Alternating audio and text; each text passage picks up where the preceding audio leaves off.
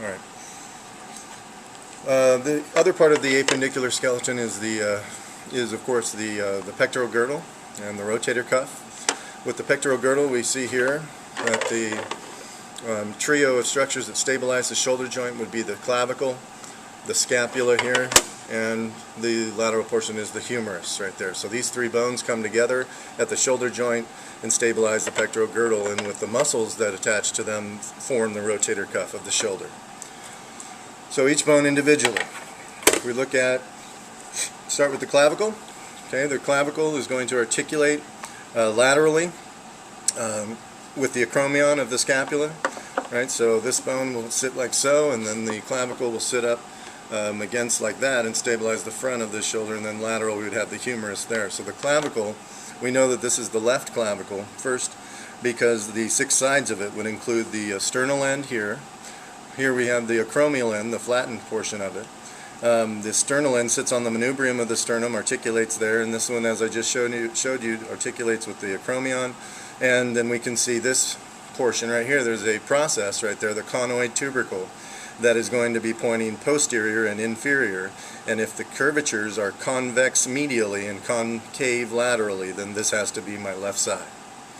Okay, so that's the clavicle, left clavicle. Now the bone that we're looking at here is the scapula. The scapula has on it about 15 different structures to learn, but first let's orient it.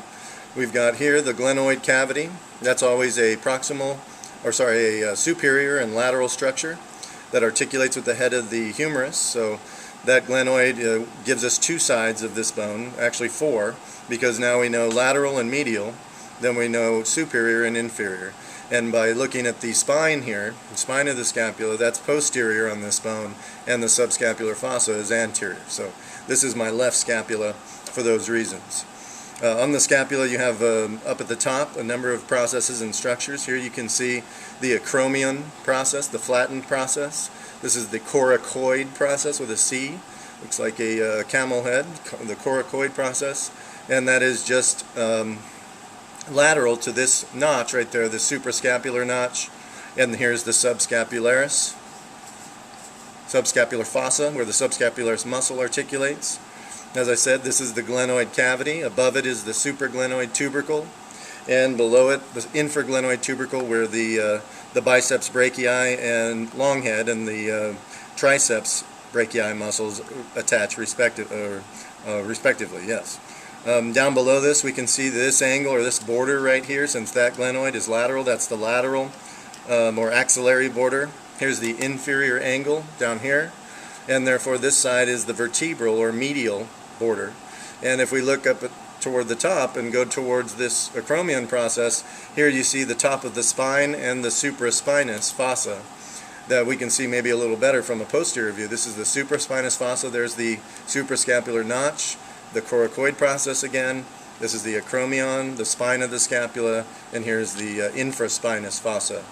So to review, this is the left scapula. Here's the coracoid process, the suprascapular notch, the superior border and superior angle right there that goes into the vertebral border or medial border. Here's the inferior angle.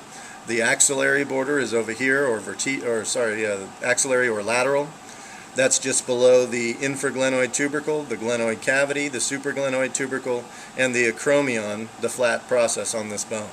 As we turn it around, we see again the spine of the scapula, the supraspinous fossa, and the infraspinous fossa below.